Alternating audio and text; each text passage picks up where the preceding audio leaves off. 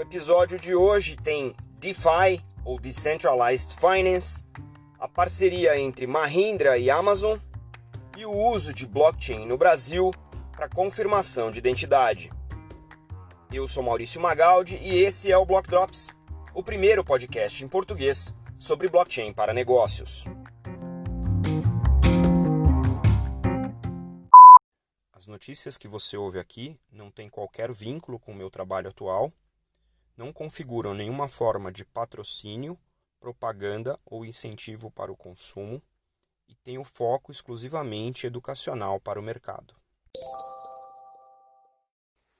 A primeira nota de hoje não pretende ser completa ou exaustiva sobre o tema, mas é a primeira vez que a gente traz esse tema aqui no Block Drops. E eu trouxe esse tema essa semana porque eu comecei a acompanhar um pouco mais essa notícia ou esse espaço do noticiário, né? Já tem algum tempo eu tenho escutado falar sobre DeFi ou Decentralized Finance e eu essa semana fui fuçar um pouco mais em relação ao que está sendo discutido, quais são os prós, os contras, os grandes escândalos, que são aqueles pontos que realmente fazem manchete.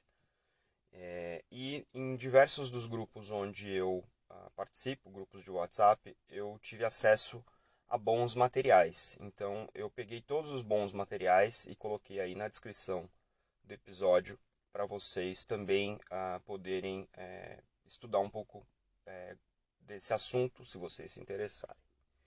Vou fazer um resumo super rápido do que é o DeFi. Decentralized Finance são, em um resumo bem enxuto, produtos financeiros que rodam sobre blockchain nas chamadas dApps, as Distributed Applications. A gente já falou de dApps aqui. Distributed Applications são aquelas aplicações que rodam exclusivamente em smart contracts, que são os contratos inteligentes, ou programas de computador que rodam sobre as diferentes blockchains. Então pensa no DeFi como os produtos financeiros, em princípio tradicionais, ou seja, um depósito a prazo, como algum tipo de investimento ou captação, e um empréstimo. Então, os produtos oriundos desse ambiente DeFi, eles se parecem em dinâmica muito com produtos tradicionais, né, do mercado financeiro, do mercado de capitais ou do mercado bancário, mas estão calcados em possuir e depositar criptoativos ou criptomoedas ou stablecoins em decentralized exchanges, que são exchanges, né, que trocam de moeda também de maneira descentralizada, e você, com esse depósito, você trava um valor, né, nessa exchange, num determinado criptoativo, enquanto outros participantes desse mercado podem tomar este criptoativo como empréstimo para fazer outros tipos de atividade e pagam uma remuneração em cima deste empréstimo. E é assim que os ecossistemas em DeFi geram seu valor. Muito parecido com o mercado formal tradicional, mas numa dinâmica completamente descentralizada e baseada em criptoativos. Uma coisa que eu achei super curiosa desse modelo do DeFi é que no mercado tradicional você tem os juros ao dia, os juros ao mês, os juros ao ano, por exemplo. Mas no mercado DeFi, como ele é todo baseado no ambiente cripto, você pode ter a tempestividade desses juros de um outro jeito, com uma outra tempestividade. Então você pode ter os juros sendo apurado hora a hora, minuto a minuto, segundo a segundo até, ou, como isso tudo roda em cima de diferentes variações do blockchain, bloco a bloco. Então, é uma maneira muito mais volátil de você acompanhar, né, a remuneração daquele depósito, mas é muito interessante que, de certa maneira, o ambiente cripto, de algum modo tenha replicado produtos e serviços que são naturais do mercado tradicional de uma maneira completamente nova. Então não é tanto o que, é o como. Aí você pode me perguntar, pô, mas se você foi se interessar por isso por conta dos escândalos, quais são esses escândalos? O ponto do escândalo é que quando alguma coisa muito nova aparece e muita gente adota muito rápido, o valor sobe muito rápido e aí o interesse em permanecer operando daquela maneira, ao invés de sair com aquela grana toda do ecossistema, é muito menor. Então é muito mais interessante você sair do ecossistema com toda aquela grana. Em um ou dois casos recentes, foi exatamente isso que aconteceu.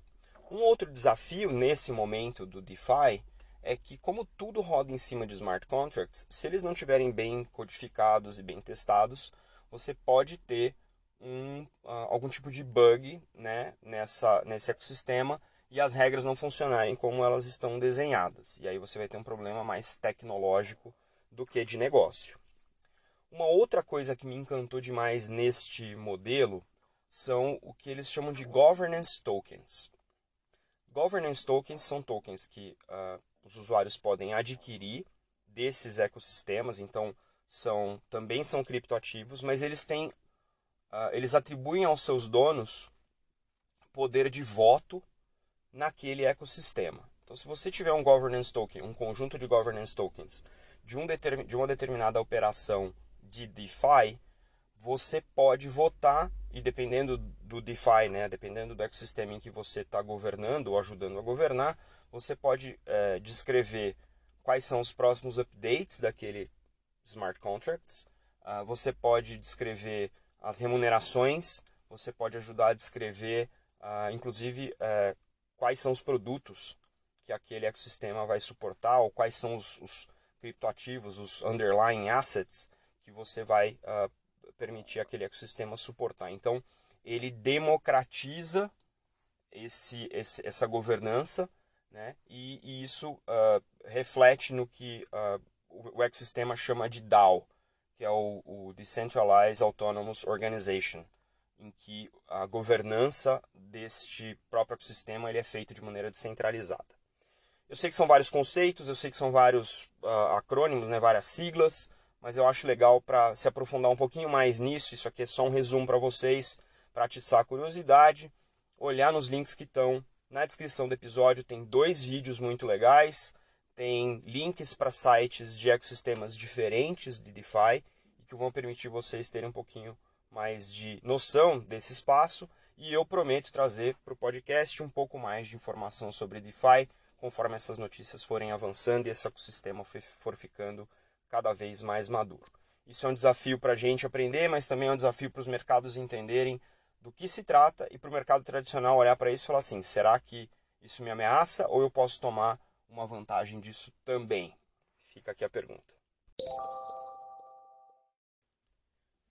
A segunda nota de hoje é sobre uma parceria que eu não vou dizer que é inusitada, porque são 2 gigantes da área de tecnologia, mas a maneira como ela está se dando é bastante interessante e interessa para nós aqui do Block Drops Podcast. Né?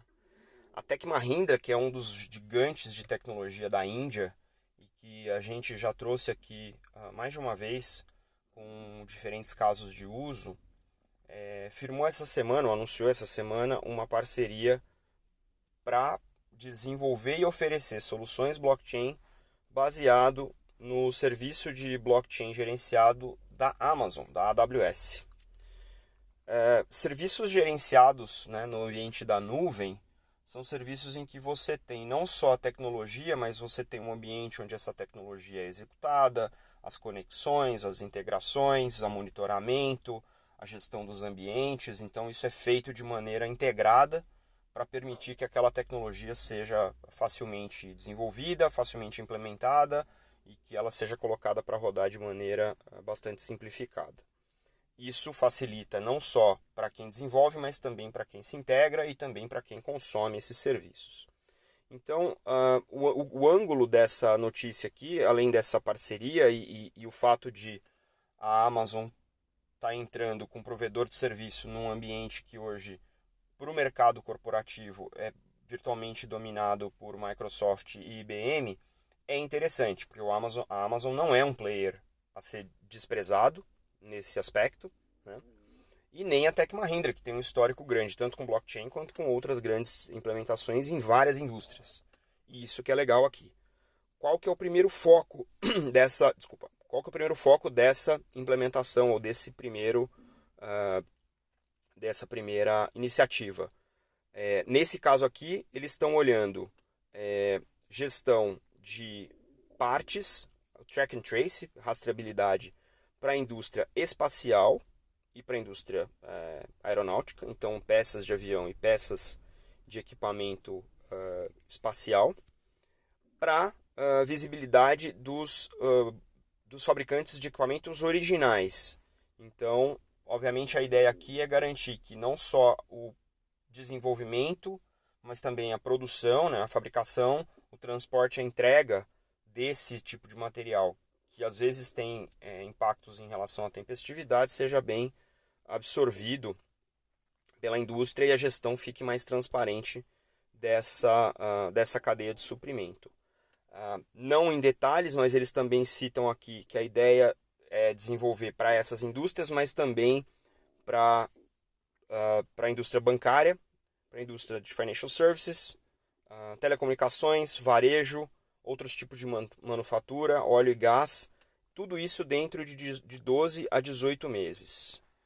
O que eu acho interessante aqui é que a Mahindra, que já vem desenvolvendo em outros tipos de blockchain, em outros ambientes, venha a público falar de um projeto parceiro com a Amazon num horizonte de 12 a 18 meses. Significa que ou a gente vai ter muita notícia interessante para essas indústrias ao longo desses 18 meses, ou a gente vai descobrir a real capacidade, né, não só da Mahindra de entregar esse tipo de promessa, mas também da Amazon de colocar essas coisas para rodar em blockchain. Ninguém duvida da capacidade de processamento da AWS, mas obviamente a gente quer ver aqui no podcast coisas de blockchain que realmente tragam valor para essas indústrias e que sejam facilmente implementadas.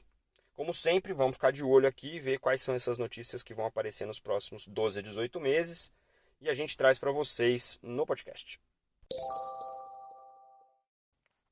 Nossa terceira e última nota de hoje traz aqui um pouco de controvérsia do ponto de vista legislativo, porque é uma nota sobre o posicionamento da senadora Cátia Abreu, que propôs que a obrigatoriedade do certificado digital na emissão das NFEs, as notas fiscais eletrônicas, que veio dentro da medida provisória 983 de 2020, do presidente Jair Bolsonaro, que seja substituída por outros tipos de tecnologia, incluindo o blockchain.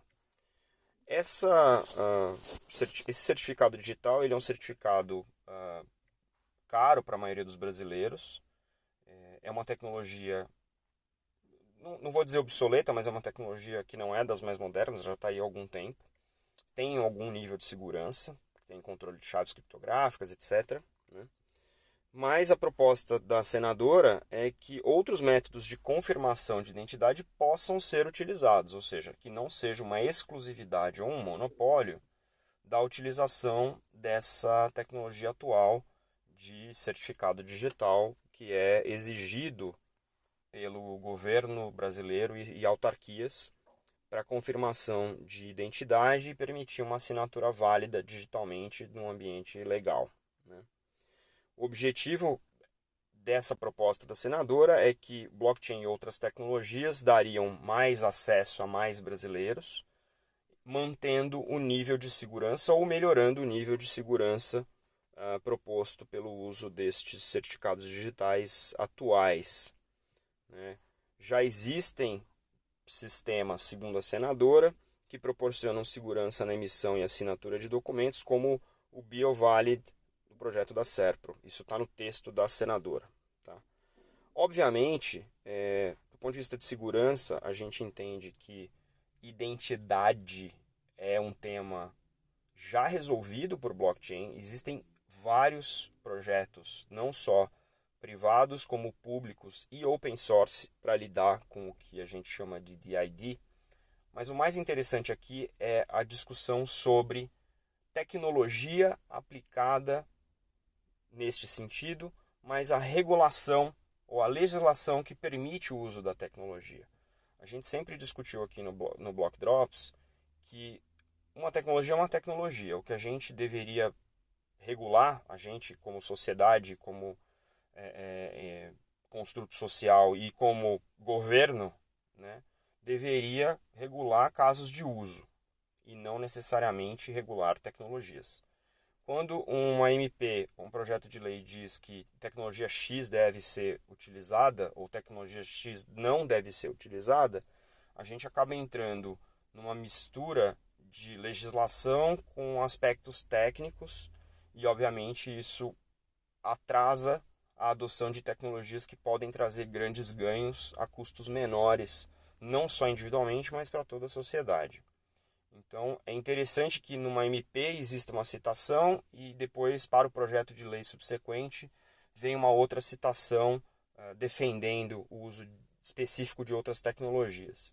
Eu acho que esse é o tipo de coisa que a gente deveria acompanhar, e eu vou continuar acompanhando aqui, porque pode estabelecer precedentes que ou melhorem a velocidade de adoção de tecnologias mais contemporâneas, como blockchain e derivados, ou pode atrasar isso no contexto do país. Então é interessante acompanhar, sugiro que vocês acompanhem não só aqui, mas também nos outros veículos e se informem, porque quem está organizado para que essas coisas aconteçam de maneira mais rápida, mais fluida e que a evolução da nossa infraestrutura enquanto economia evolua, tem que estar um pouco antenado nesse sentido. Então eu acho que é legal a gente acompanhar.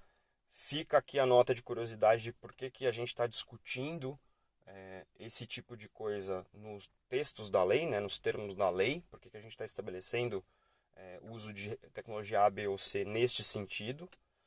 Mas, obviamente, se está no texto, a gente vai ter que explorar não só a causa, mas também as consequências disso estar tão detalhado e explícito neste sentido. A gente acompanha e traz aqui para vocês conforme esse assunto evoluir.